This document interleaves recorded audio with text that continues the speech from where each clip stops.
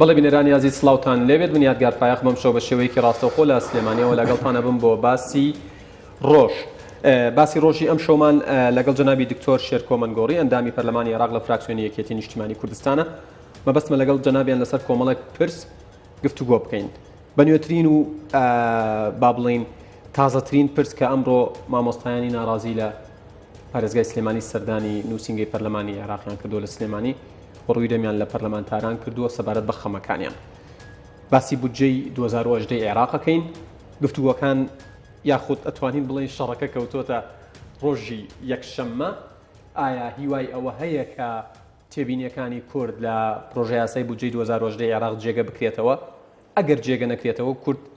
چی بکات؟ ئایا کشانەوە لە پرۆسەی یاخود لە عەمەلی سیاسی لە عێراق یەکێکە لە چارەسەرەکان؟ دەنگۆیەوە هەیە کە کورد بە لە سەدا 14 ڕازی بوو بێت یاخود ڕازی دەبێت. ئەمەیان مەبەستمە لە جەنابی دکتۆرەوە پشتڕاستی بکەمەوە تا چەندەوایە تا چەندەوانیە. وارووا باس لەوە کرێت کە حەیدەر عەبادی سەرۆکوەزیرانی عێراق گاڵتە بە هەستی فەرمانبەران و موچەخۆرانی هەرێمی کوردستان ئەکات. لە بەرامبەرم گاڵتە پێکردنە کورد چی هەیە جگە لە قسە؟ و مەبەستیشمە باسێک لە هەڵبژاردنەکان بکەین ئەگەر دەرفەت هەبوو. من سوپاسی دکتۆرەکەم دکتۆر شێرکۆ مەنگوڕی ئەندامی پەرلەمانی عێراق لە فراکسیۆنی یەکێتی نیشتیمانی کوردستان زۆر سوپاس بۆم دەرفەتە ماندوو نەبن. بە هەر لەو باسەوە دەست پێ بکەین. ئەمڕۆ ژمارەیەکی بەرچاو مامۆستایانی ناڕازی بێگومان مامۆستایانی سلکی پەروەردە سەردانی ئێوەیان کرد. تەنانەت دروشمەکانیشیان بە زمانی عەرەبی بوو. ڕووی دەمیان لە حەیدەر عەبادی بوو نەک هەرێمی کوردستان نەک حکوومەتی هەرێمی کوردستان. دیارە بە شێوەیەک لە شێوەکان ئاماژەیان بەوەدا بوو کە لە حکوومەتی هەرێمی کوردستان بێهیوا بوو. بەڵێ چیان وت چیتان پێوتن چیتان پێ ئەکرێ بۆیان؟ سپاس بۆم دەرفەتە. بەڕاستی من ڕێز و تەقدیر بۆ هەموو فەرمانبەران و مامۆستایان ئەنێرین سەری ڕێز و نەوازیشیان بۆ دانێنین. من خۆم دەمێکە خۆم بە دوور گرتووە لە شاشەکان دەرنەکەوم بۆ ئەوەی هەر هیچ نەبێ ڕێز و تەقدیرێک بۆ ماندووبوون و شەونخوونی ئەو خۆشەویستانە مامۆستایان بنیادنەری کۆمەڵگان. ئەم ڕۆژ بەڕاستی هەستت ئەکرد بە ڕوویەکی زۆر خەمناکەوە تۆ پێشوازی لە مامۆستایەکەکەیت کە ڕەمزە سمبولە کە هەندێکیان بەڕاستی لە پەناو قسەت لەگەڵەکردن ئاوت هەست بە شەرمەزاریەکەین. ئێمە بۆ ئێستا لە هۆڵەکانی خوێندن بووینایە، بەڵام ئێستا ڕۆژێک لە ڕۆژان بیرم لەوە نەکردوێتەوە من بێم داوای پارە بکەم کە بەلای عەی بۆ مامۆستا بەردەوام ڕەمز بووە لە ڕۆژگاری نەوەتەکان بیرمانە کە سەری بەرز بۆ موچەنەوی ناکەین. ئەوە هەرە و مامۆستاد لێرانی ئەمڕۆن کە ئێستا وایان لێ هاتووە و جەنابەت ئەڵێیت نەک هاتن بۆ ڕویان لە بەخ هەرێم نەکرد لە حکوومەتەکەی خۆیان ڕویان لە حکوومەتێک کردووە کە ڕەنگە ئەوە ماوەی 3 مانگە ئەم قسەیە دێت و ئەڕوا هەموو سێشەمەیە. بەڵێ جا ئەمە پرسەکە لێرە ئەوەیە مامۆستایان چی بکەن؟ ئەمڕۆ کە هاتن خۆپیشاندانیان کرد کۆمەڵێک داواکاریان هەیە. داواکاریەکان ئەوەیە کە بڕیار بووە 2 مانگی ڕابردوو قسە و دەنگۆ هەیە کە موچەی وەزارەتی تەندروستی وەزارەتی پەروەردەدرێت. ئەوە گەیشتینە مانگی 2 تا ئێستا هیچ شتێک نییە. بە ناوی ئەوەی کە کۆمەڵێک لیجنە هاتووە بۆ وردبینیکردن لە لیستی ناوی فەرمانبەران ئێستا خەریکی قۆناغی سێمن کە ئەویش لیستی وەزارەتی خوێندنی باڵایە. سبەینە ڕەنگە مامۆستایانی وەزارەتی خوێندنی باڵاش بێنە سەر هەمان ڕێچکە و بزانن ئەم وەزع بە کوێ گەیشتووە. لەبەر ئەوە ئێمە بەڕاستی بۆ مامۆستایان کە ئەمڕۆ هاتن ئەو داواکاریانیان هەبوو کە ئەمە سێم جارە دێن بۆ نووسینگە بەڕاستی بۆ نووسینگەی پەرلەمان کە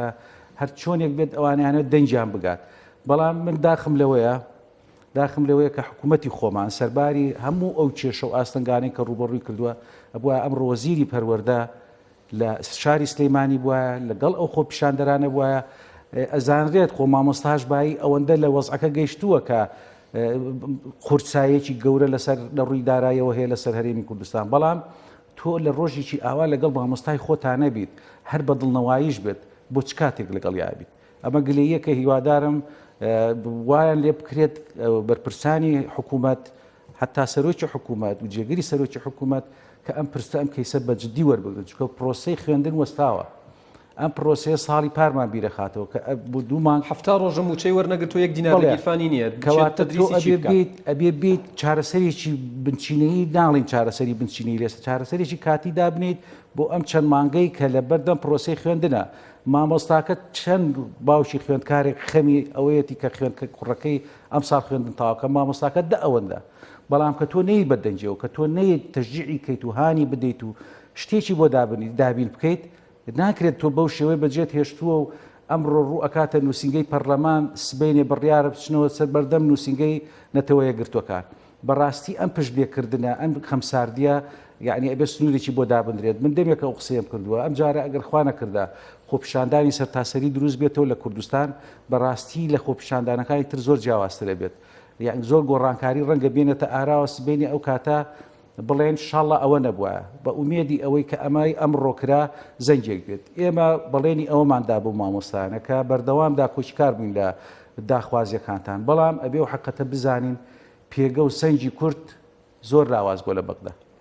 ئەو کاریگەریەی کە جاران کورد هەیبوو لە ساڵی ڕابردوو بۆ نمونە ئەڵێم زۆر فراوانتر و بەرچاوتر بوو لەوەی ئێستا بۆیە ئێمەش لەناو ئەو سەنگ و قورساییە ئەتوانین کاری خۆمان بکەین بۆیە مامۆساکان ئەمڕۆ پیانوتین باش ئەگەر وایە بۆ ناکشێنەوە منیش هەمان ئەو پرسیارە ئەەکەم ئەڵێم ئەگەر بێت و ئێمە دوا دێمەستەر باسە ڕۆژی یەکشەممە ئەوەی کە ڕوو دەدات چیە پێرێکە هەر چۆنێک بێت ئەمە 2 مانگە موازنە دواکەوتووە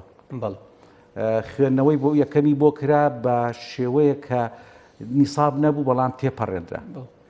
پێرێش بە هەمان سیناریۆ جارێشتر ئەم شتە دووبارە بوویەوە بە فێڵێک کە نیساب هەیە و نیساب نیە و نیسابەکەیان کرد و بیستیان دەستکەن بە خوێندنەوەی دووەمی پرۆژەکە ئەندام پەرلەمانەکان کە ئێمە مقاتعەمان کردووە ئەمە حەل نییە بە مقاتعی چوونە دەرەوە نەخێر ئەبێ بچینە ژوورۆ ئەم جار ڕێگە نەدەی چیشە بێ باب بێت ئەوە بوو دا پەرلەمانەکان بە یەک دەنگ هات نەژوورەوە بواردرا کە هەموو سەرۆکوتلەکان بۆ چوونی خۆیان دەربڕن ئەو کاتە هەڵوێستی پەرلەمان سەرۆکاتی دەرەکەوێت سەرۆکوتلەکان هەڵوێستی جوامێرانی خۆیان دەربڕیوە بەڵێ هەموو یەکدەنگ بۆ یەکدەست بۆ لەو پرسەیە بەڵام دوای تەواوبوونی وتەکانی سەرۆک فراکسیۆنەکانیش کە هەموو داوایەکیان ئەوە بووە ئەو بەڵێنی کە داوتە بۆ مەعاشی 2000ەکە بنێرە بە متمانەیەک بگەڕێتەوە بە خەڵک بزانێت کە ئەم شتە ڕاستە دیار بوو قسەکان هەر ئەوەندە وەرگیرا و قسە تەواو بوو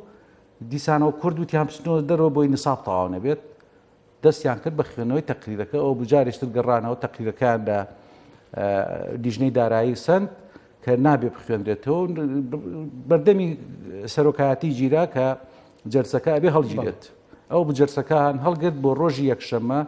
دڵیان ڕۆژی یەکشەممەش فراکسیۆنە کوردەکان هەمان هەڵوێستیانە بێت و ئەگەر پێویست بەوەش بکات ڕەنگە دۆخێکی نەخوازراو کە ئەمە کەسمان ویستمان نییە ینی پێشببینی ئەوەکەن کە تێبینیەکانی کورد لە پرۆژه یاسای بودجەی 2010 لە بەرچاو نەگیریە بۆیە لە وردە گفتوگویەکی پێش بەرنامەکە شامەژت پێدا گرژی و ئالۆزی و ڕەنگە ینی شەڕی هیچ بە دوور نازانرێت ئەو ئەم لێدوانەی ئەمڕۆی سەرۆکەنجومەنی وەزیران کە ئەڵێ ئەمە ئەو فشارانە جۆی پێنادەین کاریگەر ناکات ئەمە قوتی خەڵکە با بڕوات ئەوە هەمان ئاماژەیە کە ئەدرێت بەداخەوە ئەم ساڵ موازەرە کەوتوتە قۆناغێکی زۆر هەستیارەوە کە قۆناغی بەرەو هەڵبژاردنە هەر شیعە بە تایبەتی ئێستا بەداخەوە کە ئەڵم شیعە چونکە تەحالفی استراتیجی کورد و شیعە ئەم دەوڵەتی عێراق لە دوای 2003ەوە کورد و شیعە بنیادیان نایەوە بەڵام بەداخەوە کە ئێستا ئەو دۆخی ئێستا تێکەوتوون ئێستا لە شەقامی عێراقی ئەو کەسێک کە دژی بەرژەوەندی و خواست و ویستەکانی کورد بێت بۆ هەڵبژاردن دەنگەکانی زیاتر هەڵەکشێ کە ئەمە بەداخەوە حاڵەتێکی زۆر نادروستە بەڵام لەگەڵەوەشدا دۆخێکە تێکەوتووی باشە دکتۆر حەیدەر عەبادی ماوەیەکی زۆرە هەموو سێشەمانێ گەڵێت ئێمە پابندین بەوەی کە موچەی موچەخۆرانی هەرێمی کوردستان بنێنەوەنە هاوڵاتی ئێمن گیانی ئێمن ڕۆحی ئێمن ئێمە دەستبەرداریان نابین و ئەم قسانە هەر لەسەر بنەمایم قسانەی کە هیچی جێبەجێ نەکرۆ پەرلەمانتارێکی یەکێتی نیشتیمانی کوردستان ئەڵێت حەیدەر عەبادی ناڕاستگۆترین یان لە نێوان کەوانەیە کە گەر بتوانین ئەو عیبارەیە لە سەر شاشە بەکاری بێنین درۆزنترین سیاسیە لە مێژووی سیاسەتکردنی عێراقدا بەرامبەر بە بەڵێنەکانی بە تایبەت بە کورد لەو بارەیەوە ئایا ئێوە شەست دەکەن کە عەبادی یاریەکات و هیچ مەبەستی نییە کە لە هەرێمی کوردستان بکاتەوە؟ خۆی لێرە مەسەلەکە عەبادی نییە، مەسەلەکە ئەو سیاسەتەیە کە لە دوای 16 ئۆکتۆبەرەوە دروست بوو بۆ کورد و بۆ پرۆسەی سیاسی کوردستان. یعنی شتەکە زۆر لەوە گەورەترە کە عەبادی بتوانێت ئەو سیاستە خۆی داڕێبژێت و یا تەمسیلی تیا بکات. سیاسەتێک کە زۆر لەوە گەورەتر بوو کە بەرنامە و پلانەکەەوە بوو کە شتێک نەمێنێ بە ناوی هەرێمی کوردستانەوە. بەڵێ ئەمەیان شکستیانە؟ بەڵێ ئەمە تا ئێستا وڵاتانی زلهێز وەکو ئەمریکا و هەندێک لە تەبایی ناوخۆی خۆی کورد توانی ئەو شکستە بێنێت. بۆیە عەبادی جارێشتر گەڕاوەتەوە سەر ئەوەی کە بەڵێ ئێمە ئەبێت دابنیشینەوە سێ جارە ئەمە وەفدی کوردی ئەبینە سەرۆک و جێگری سەرۆکی حکوومەت ئەبینێ. ناتوانم بڵێم ناڕازگۆیە، چکە بەڕاستی دەتوانین بڵێن سەرۆکی حکوومەت ئەنجومەنی وەزیران ڕوبەڕووی کۆمەڵێک کێشەی گەورە بۆتەوە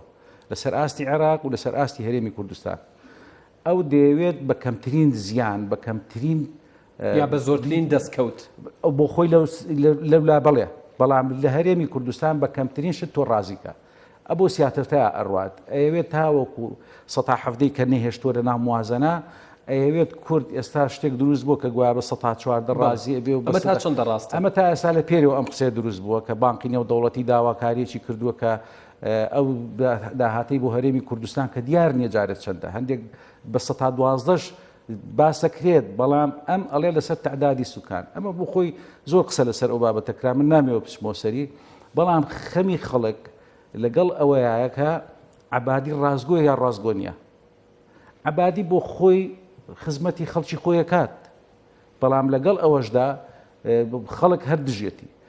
ئەم دەیەوێت ئەو زڵوفێکی ئێستا هاتووتە پێشەوە تەحالوفی هاوپەیمانێکی دروست کردو بۆ هەڵبژاردن دەنگ بەدەست بێنێت. هەموو ئامانجێکی ئەوەیە کە بتوانێت لە جارێشتر بێتەوە بە سەرۆکی ئەنجومەنی وەزیران. بەڵام پرسیارەکە ئەوەیە باشە بۆ نایەت لەگەڵ کووردا مساومە بکات کە ئەو دەیەوێت خۆی ئامادە کردووە بۆ قۆناغی دوای هەڵبژاردن و ئەم دەستیکردنش بە کورد تەسەورەکەی تا دوای هەڵبژاردن بخایەنێ. هەتا کورد بەو شێوەیە خۆی بەلاواز نیشان بدا، هەتا کورد بەو شێوە ناتەبا و ناڕێک بین لەگەڵ یەکتریا،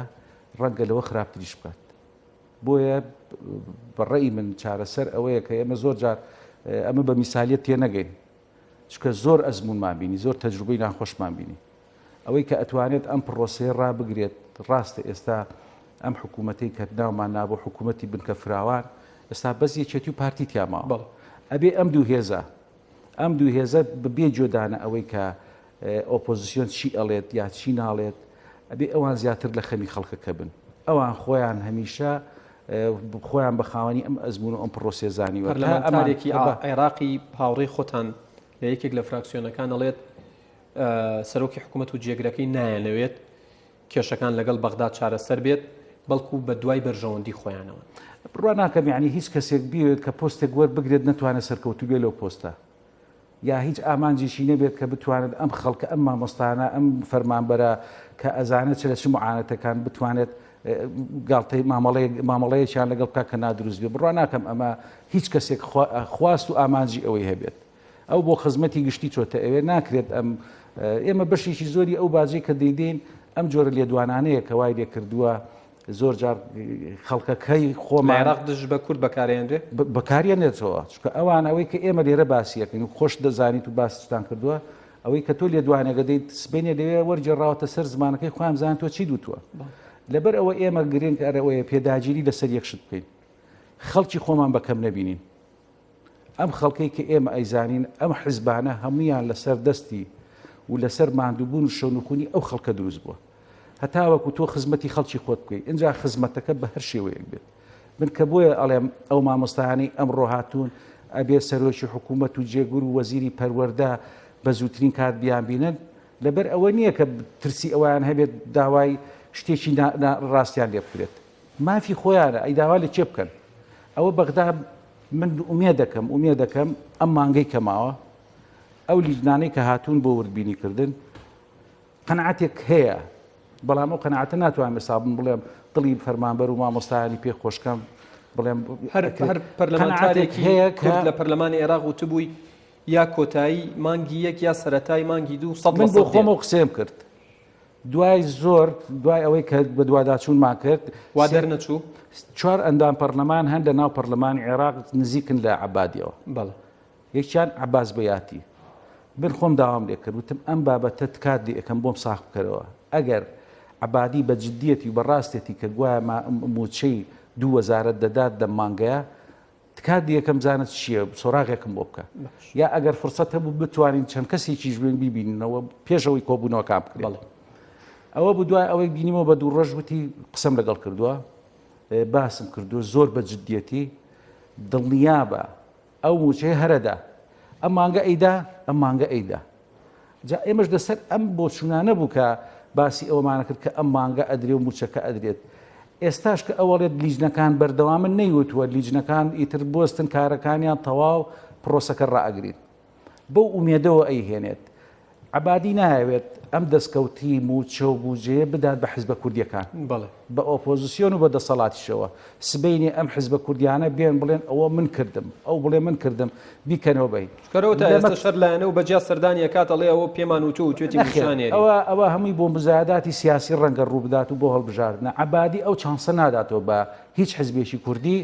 کەواتە ئەگەر ئەوە هەیە کە ڕاستەخۆ لەگەڵ حکوومەت هێرێم و وەزارەتی دارایی مامەڵە نەکات و لە ڕێگەی پارێزگاکانەوە موچە دابش هەوڵێکی وا هەبوو سەرەتا بەڵام شکستی هێنا باشە ئەم پارەی نێردراوە هەندێک ئەڵێن 450 ملیار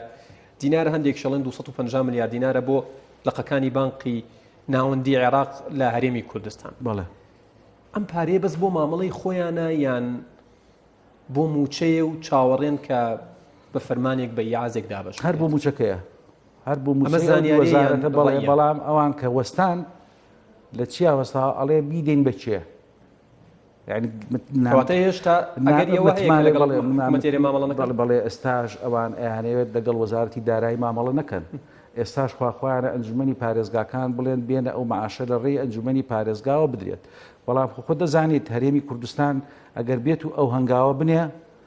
ینی تر ناتوانین بڵێن شتێک پێی بوتێ هەرێمی کوردستان هەرێمێکی هەڵۆش بەڵام ئەو پارەیە کە باسەکرێت ئەو پارەی هەر بۆ موچەیە بەڵام ئێستا وەکو پێ دەڵێم ئەو ئاخر ڕۆژ لەگەڵ لیستە کوردیەکە لەگەڵ قوارە کوردیەکانی ژەو شتەی باس کردووە کە بدرێ بەچێ لە ڕێکیەوە بدرێت چۆنی بدەین چۆن ئالیەتێک لە میکانیزمەکە ئەگەڕێت بەڵام ئەم میکانیزمە لە قازانجی ئێمە نیە هیچ تەرحێک لەلایەن سەرۆک فراکسیۆنە کوردیەکانەوە بۆی کراوە کە نەیدا بە حکوومەت هێرێمی کوردستان نەخێر چونکە هەموو فراکسیۆنە کوردستانەکان تێگەن لە وەزعی کوردستان چۆنە بڕوا ناکەم هیچ ئەوانەی کە ئۆپۆزیسیۆنیشن حەز بەوە نەکەن کە هەرێمی کوردستان لەو ئەزمە و لەو قەیرانە دەرچێت و جارێشتر نەکەوێتەوە بندەستی حکوومەتی مەرکەزی بە بۆچوونی حیزبە ئۆپۆزیسیۆنەکانیشەوە باشە دکتۆر بەپێی ئەو حساباتانەی لای ئێوە هەن وەکو نوێنەرانی کورد لە پەرلەمانی عێراق 14%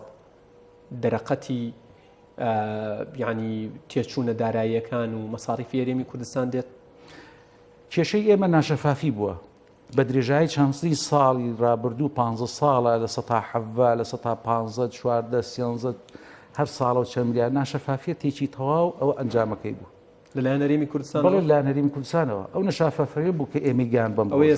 وڵاتیان هەرێمی کوردستان باجی ئەو ناشەفافیەتی حکوومەتی هەرێمی کوردستان و کاتە سیاسەکان ئێستا هەموو ئەمڕۆ جوتیارانیش بە ئێمە جوتیارانیشمان لەبیر نەچێت ئەمڕۆ جوتیارێکی هەژار کە بەری ڕەنجی چەند ساڵی خۆی داوە بەم حکوومەت گەرمی پێفرۆشت و پارەی نەدراوەتەوە سەربەرزی خەڵکی کوردستان لەوەیە حکوومەتی ناوەندی بڕیاری سەرفێکی داوە 120 ئەو پارەی بۆ سەرف کرێتەوە ئەوڵێ ئامادەنی وەریگرم خۆ ڕەنگە ئەو 120 بۆ شتێک بکە بەڵام ئەوڵێ مادام حەقی خۆمە من لە حەقی خۆم خۆش نابم ئەمڕۆ هەندێک لە جوتیارەکان بە شێرە زۆریان وتیان ئەو پارەی کە تەخسیس کراوە لە عەبادیەوە بە ئەوەش بۆ خۆی بێت ئێمە چامان لەوە نییە خۆ مامۆستا کە دێتە سەرجادە مامۆستا ئەوە نییە کە چاوی بەس دە پارەکە بێت مافی خۆیەتی خۆیەتی مافی خۆیەتی یعنی پێی ناکرێت بچێت لە ناو قاعەکانی خوێندن خۆم مامۆستای زانکۆ بوو 5 ڕۆژ مەعاشمان دواکەوت تەواو شیرازەی خۆت و ماڵ و بناڵ هەمی تێگەچێت بۆیە لەبەر ئەوە پێویستە ئێمە خۆ هەندێک جار ئەمڕۆ هەندێک لەگەڵ مامۆساکان کە قسەمە کرد کە ئەمود من بۆیە قسە ناکەم لەبەر ئەمە و احتیرامە ئاو دکتۆر هەندێک جار قسە هەر زەڕورە هەر بۆ معنویات هەر باشترە ینی تۆ کە دێیت هەز بە معاناتی منەکەیت هەر خۆشترە لەوەی کە نەیت دەرگان بۆ نەکەیتەوە پێشوازیم لێ نەکەیت جامیش لەو سۆنگەیەوە کە ئەڵێم ئەو ناشەفافیە وای کردووە کە ئێمە ڕوبەڕووی ئەوە بینێ ئێستا جەنابەت بە منەڵی 14 بەش دەکات 17 بەش دەکات 12 بەش ڕەنگە بڵێم 12 بەش بدا دەگەر بە شەفافی دابەشی بکەین ئەگەر بە ڕێکوپێکی دابەش بکرێت ئەگەر بەم وەزعی کە بۆمان دەرکەوت لە مەسەلەی موچە چ کارە ساتێکە بووە ئەم هەموو ناو و تەخشان و پەخشانی کە هەبووە چەندین ساڵە ئەگەر تۆ بیت وەکو ماڵی خۆت وەکو گیرفانی خۆت سەیری ئەم حکوومەت و ئەم بەرژۆنێ بکەیت بە دڵنیاییەوە بەو 12 توانی تۆ گوزەران بکەیت مامۆستایەک جەنابەت مامۆستایت 1,800,000 هەبووە ئێستا ڕەنگە 600,000 بدرێتێ بەو 600,000 ڕازیت بەڵام هەمووان بدرێتێ بۆی چونکە تۆ ژیانی خۆت لەسەر ئەم 600,000 وەکو نوێنەرێکی کورد لە پەرلەمانی عێراق پێت وایە ئەم حکوومەتە هێرێمی کوردستان بێباکە بەرامبەر بە هاوڵاتیەکانی خۆی چونکە هاوڵاتیان لە دۆخێکی ئێجگار خراپدان معاناتێکی زۆریان هەیە بەدەست هەموو ئەو مەساریفانی کە ڕۆژانە و مانگانایکەن بەدەست کرێخانەوە بەدەست هەموو داواکاری ماڵ و منداڵیانەوە بەڵام حکوومەتی هێرێم وەکو پێویست ناتوان بڵێ لێ بگرێت بێباک لە کارکردان بەڵام ئەترسن ئەتوانین بڵێن جورئەت ترس لە ڕوبەڕووبوونەوەی خەڵک لە ڕوبەڕووبوونەوەی کەسی خۆت بەداخەوە لەم کابینەیە ئەبیدرێت کە خەڵکیش پێویستی بۆ ڕوبەڕووبوونەوەیە پێویستی بۆ بێتە بەردەمی هەموو شتەکانی وەکو خۆی بۆ ڕوونکەیتەوە ڕازگۆبی لە بەڵێ لەبەر ئەوان بەردەوام ئیشەکەن بەڵام ئەو ئیشانە ئەگەر جورئەتی لەگەڵ نەبێت ڕەنگە دەیان ناو ناتۆریتی بەدوا بێت باشە دکتۆر زۆر جار باس لەوا کرێکە کاتی خۆی جەنابی سەرۆک مام جەلال زۆر دەستێوەردانی کردووە لە کارەکان لە بەرژەوەندی کورد لە ئێستادا باس لەوا کرێت لەم هەموو یاری و مەعمعایی کە لە عێراقە گوزەریێت و کوردی پێ زەلیل و بچوو کراوەتەوە ئەو تێک گاڵتە بە هەستی کورد ئەکرێت بەڵێ جەنابی سەرۆک کۆمار دکتۆر فواد ماسووم ئەتوانێت چی بکات بەڕاستی دووسێ هەوڵیدا بۆ ڕێکخستنەوە و باشکردنی وەزعی کورد و پەیوەندیەکان بەڵام ئەو هەوڵانش نەگەیشتە ئەمجام گوێی لێ نەگیرا چونکە ئەوان وەکو پێ دەڵم کورد بە جەنابەت باسی زەلیلین بە زەلیلی نا بەڵام کورد بە بەڵام ئەوە زەلیلی ئێستا داوای یەک موچاکە بەڵێ بەڵام ئێستا هەموو ئومێدێکی کورد لە ئەفرینە معادلەکە لێەوە ئەگۆڕێت ئەگەر بێت و کورد لە کوردستانی ڕۆژاوە ئەم شەڕی کە بەرامبەر بە یەکێک لە زلهێسترین هێزە قەبعیەکانی ناوچەکە ئەگەر سەرکەوتن بەدەست بێنێ بە تەئکید کێروی قەزیەی کوردی دێتەوە سەرشانۆکە بۆیە هەموو ئومێدێک و هەموو چاوێک لەوەیە بەڵام ئێستا لە وەزعی ئێستا چ سەرۆک کۆمار چه هێزە سیاسەکان هیچ ڕێگایەک هیچ وەسیلەیەک نەمانەی گرنەبەر بۆ نزیکردنەوە چارەسەرکردن و دەرباسکردنی ئەو وەزعە یەک هەنگاو ماوە ئەو هەنگاوەش ڕەنگە بە تەنیا هەر بڕیاری کورد نەبێ بە تەنیا هەر بڕیاری پەرلەمانتار و وەزیرەکان نەبێت چونکە سیاسەتی نێودەوڵەتی و سیاسەتی ئەو پرسیارم بەڵێ دەورێ بینێت ئەو هەنگاوە کورد لە بەردەمیا ماوە ئەگەر یەک شەممە دیسانەوە گوێ لە کورد نەگیرێتەوە لە داهاتوویەکی زۆر نزیکدا بە فشارەکانی سندوقی دراوی نێودەوڵەتیش بودجە پەسەند بکرێت بەبێ لە بەرچاوگرتنی تێبینیەکانی کورد کشانەوە لە پرۆسەی سیاسی لە عێراق چارەسەرە ئەوەیە حسابووی بە دوو بەشەوە بەشێک ئەڵێت چارەسەر نییە چکە دوجار تۆ بەشێکی لەم حکوومەتە دەوڵەتە ئیتیحادیە فیدرالیە کە تۆ هەر دوورکەوتنەوەیەکت لێت ڕەنگە ئەوان دەیان و سەدان بڕیاری تر دەربکەن لە پێچەوانت بە ئاست و ویست و خواستەکانی تۆ ئەوەی لەو 15 ساڵە بنیاتت ناوە بۆ هەرێمی کوردستان ئەوان لە ماوەی هەفتەیەکدا بە کۆبوونەوەکانی خۆیان هەمووی لەدەست بسەنەوە بەڵام ئەگەر ئێمە ئەو بڕیارەمان بدات ئەبێت زەمینەی ناوخۆی خۆمانی بۆ خۆشکەین ئەبێ خەڵکی خۆمان متمانەی بە شێوەیەک بەم حکوومەتە هەبێت کە هەر هەنگاوێکی نا خەڵک لەگەڵی بێ بەڵام بەو دۆخەی ئێستا کە خەڵک متمانی بە حکوومەت نییە حزبەکان متمانیان بە یەکتری نەماوە ئەوە ڕووی دەمی لە عەبادی کردووە خەڵک ڕووی کردووە ناکرێت تۆ بڕیارێکی لە توانا و لە ئاستی خۆت گەورەتر بدەیت بەڵام ئەگەر چ کاتێک گەیشتینە ئەو دۆخە لە ناو خۆی خۆمان توانیمان ئەو تەباوی یەک ڕیزێر ڕاست بکەین نەک بۆ ئەو بڕیارە بۆ دەیان بڕیاری تری چارە نووساز ئەتوانین ئێمە بڕیاری لەوە گەورەتر بدەین بەڵام بەداخەوە کە تا ئێستا ئەو تەباوی یەک ڕیزێنات ئێستاش بەداخەوە خۆ ئێمەمی کادری ئەم حزبانین بەداخەوە کە ئەبینم یەکێتی و پارتی لە حکوومەتەکە ماونەتەوە تاوەکو ئێستا لە هەندێک جمگان منافەسە و ململانی ئەکرێت لەسەر چی لەسەر وەزعێک کە تۆ خەریکە هەمووی لەدەست دەدەیت ئەم بیرکردنەوەی ئێمە ئەگەێنێت بەم ڕۆژە ناخۆشانە بەو ئومێدەی کە بتوانین ئەم ناتەبایی نێوان لایەنەکان بە تایبەت ئەوەی هەستی پێکرێت لە نێوان یەکێتی و پارتی واکە کە زیانی زیاترمان بەتەکید هەمیشە ئەو قسەی ڕاستە کە ئەوترێت تا یەکێتی و پارتی لە یەک دوور بن نزیکین بۆ ئەگەری هەموو ناخۆشیێک هەتا لە یەکەوە نزیک بن بەڵام ئەو نزیک بوونە بەمانای ئەو ناشەفافیە نا بەمانای ئەوە ناکە خەڵک پرسیاری هەیە ئەڵێم داهاتە چی لێ هات بۆ کوێ ڕۆی چی بوو بەمانای ئەوەی کە بین دەست و مەچەکی لێ هەڵماڵیت خەرکەکەت لە خەتەرایە یعنی ئێستا تۆ خەڵکی تۆ کە کەوتە خەتەرەوە ماڵ و مناڵە کەوتە خەتەرەوە چه هەڵوێستێک دەبێت ئەمەش خەڵکی خۆتە خەڵکی کوردستان لە خەتەرێکی گەورەیە ئەژی دەیان حاڵەتی خۆکوشتن هەیە ئێستا بەڵێ پێشمەرگە خۆیە کوژێت مامۆستا خۆیە کوژێت گەنج خۆیە کوژێت پۆلیس خۆیە کوژێت ئەمە چییە بە جەنجێکی دەرونی لەگەڵ خەڵکی خۆمان ناکەین ئێمە هاوڕێیان کۆتا پرسیارمە لە دکتۆر لە سی چرکەیە بە سوپاسەوە وەڵامم بیتەوە حکوومەتی عێراقی بە هەمانگی لەگەڵ